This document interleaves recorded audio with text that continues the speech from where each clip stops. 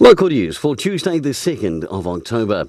Confidence among Wairarapa businesses in the Wellington region and the national economy have taken a dive, according to the latest Wairarapa Chamber of Commerce Business Confidence Survey. Owners say confidence in their own business situation has remained high at a net 47% positive, higher than the response to the same question last quarter and higher than the regional response in this survey. 72% of respondents believe that general uncertainty around the impact of government policies was a major barrier to improving confidence and in the general business sense. Over half thought the government was not doing well.